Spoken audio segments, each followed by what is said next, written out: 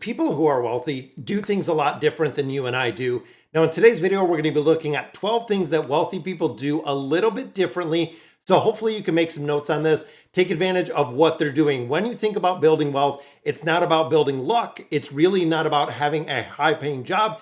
It is about how you manage your wealth and how you build it, how you create it. The truth is super simple as saying the rich do something different with their money. And of course, that's what we're covering. So looking at our first thing, willing to sacrifice money for time. Now, a lot of people, including myself, really took this for granted when I start thinking of the ability to make money and the ability to utilize my time. If I have to spend money and really putting a price tag on your time itself, as rich people do, it is one of the most valuable things. Time you can never get back. There is time to make money. There's time to really spend money. And sometimes it does take spending money to make additional money. For me personally, when I started doing YouTube and I started doing some of my edits and some of the videos, I hired someone to do my videos for me.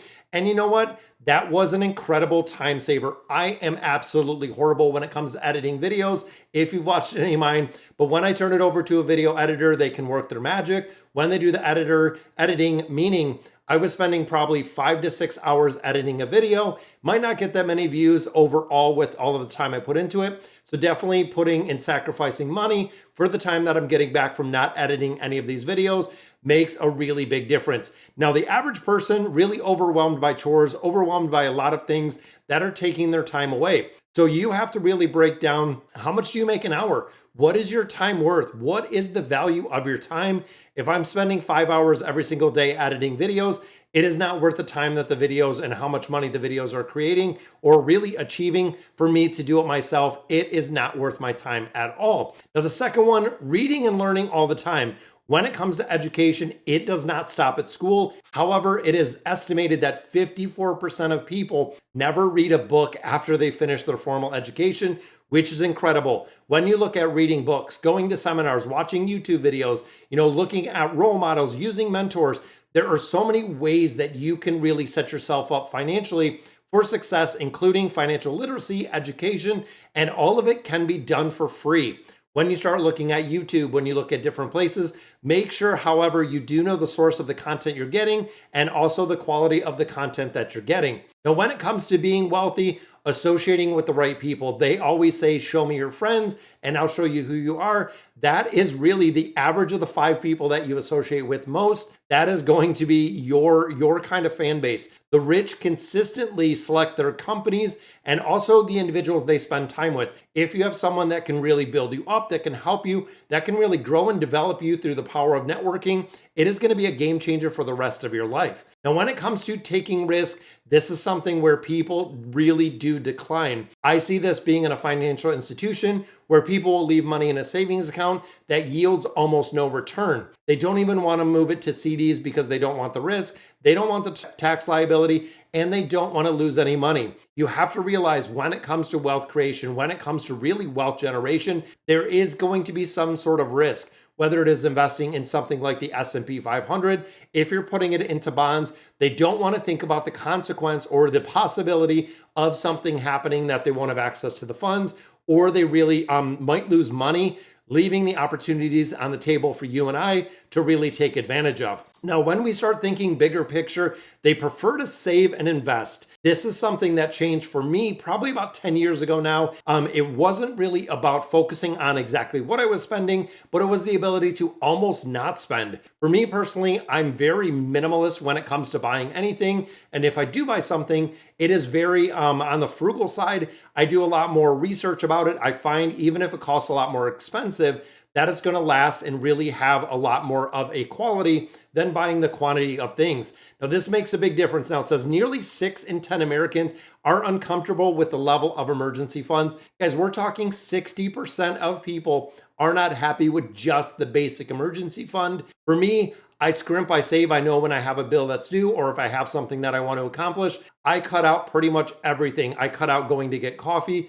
I cut out going to get snacks. I cut out everything. We make our lunches at home. We make our breakfast at home, even dinner. So we're cutting out to eat food. And of course, that cuts a really big chunk out of the budget when it comes to the food budget. Now, thinking of diversification, we're talking here about the multiple sources of income.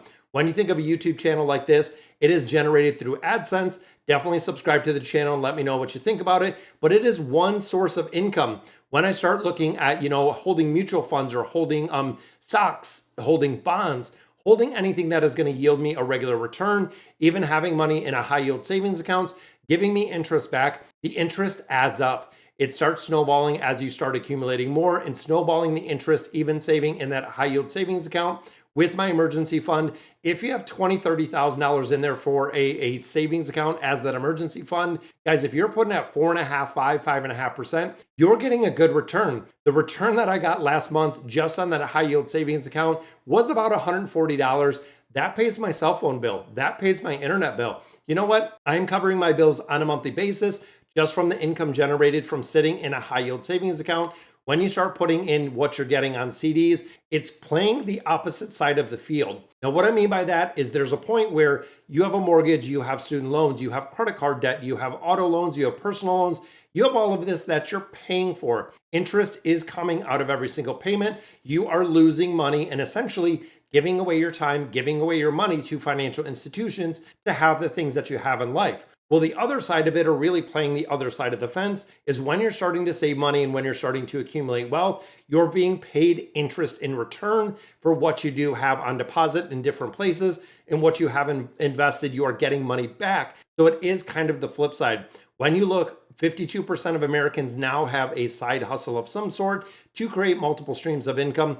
And God forbid, if anything should happen to your primary source, let's say you use your job, you lose your job, you're disabled, anything happens, you do have something kind of supplement some of the income when you live within your means, and making sure that you can supplement again if anything should happen. And of course, touching on the point of living within your means, this is something that keeping up with the Joneses, lifestyle creep, regardless of what you want to call it, it has really taken a huge impact on America. And really overall, looking just at credit card debt alone, we're at about $1.14 billion in credit card debt, which is crazy. Not bragging about the money, but making sure that you have, and we do, a lot of unnecessary spending. Some people I can see, yeah, if you have to use a credit card to supplement income because you're buying food. What does it break down to? Where are the needs and wants categories? What is it breaking down to?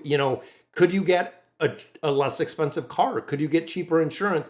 Could you get a cheaper house, a cheaper apartment? Are there things in your life that you could exclude or even kind of downsize, even if it is for a minimal amount of time, so you can get everything really in check and living below your means? Now, of course, when it comes to planning this out, developing a plan and following to it. Money is not made overnight. It never is. So the rich have a very well-defined financial objectives that they're working on. Now, I did this again a multitude of years ago, and figuring out exactly when I want to pay off my house, how much money we want in retirement accounts, what is it going to look like? We might be 10, 15, 20 years away from that. But you know what? I have a plan. It's on sticky notes. I have a plan in mind of exactly what we're going to do, even converting some of our 401k money when it comes to IRAs, converting it to Roth money, paying our taxes when we have a lot less earned income. So definitely coming up with a plan makes a big difference.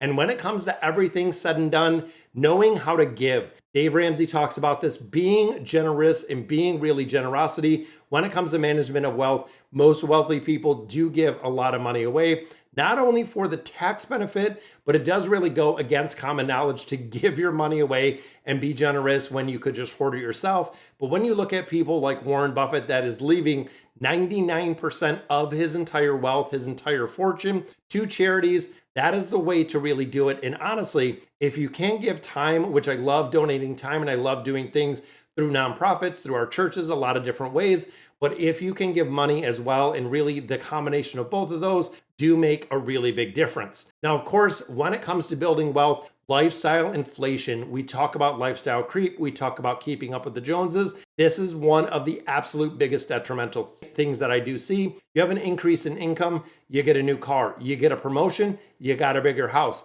As life continues to get more expensive, people aren't keeping really the status quo, which is exactly what we did. And it allowed us to be almost completely debt-free, short of having the mortgage, because we do not partake in lifestyle creep. We do not look at keeping up with the Joneses. Even my wife and I, our cars are roughly almost 8 years old now. You know what? They still got a lot of miles left in it. We do regular maintenance on them. Anything that breaks, we fix it. And you know what? over the last 11 years, we've went through some promotions, went through some different jobs, even, making a lot more today than we were 10 years ago.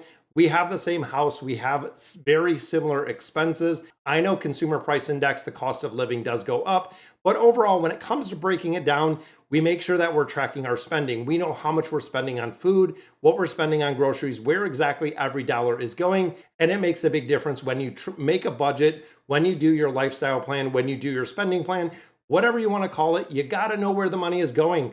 It really comes down to the fundamentals of knowing when you're putting a dollar and spending a dollar, where's the other place, that you're not putting that dollar, that you don't have the ability to because you are spending it. And the final one I'm going to leave you with is the long-term goals. When you think about wealth accumulation, it's not a year, it's not 5 years, it's 10 years. When you start thinking of true wealth accumulation, you're looking at 20, 30, 40, 50 years down the road. If you started at 18, investing 15% of your income, it is estimated that you will have $3 to $5 million in an investment account, just keeping that status quo for an extended amount of time, which is kind of incredible to think because you're not changing anything. So if you move to a new job, you get a big promotion, you're making more money, it is 15%. A couple years later, you get another promotion, you get a better job, you're making a lot more money, you're set in your career, it's still 15%. Now you are 50 years old, 60 years old, getting ready for retirement, still putting in that 15%.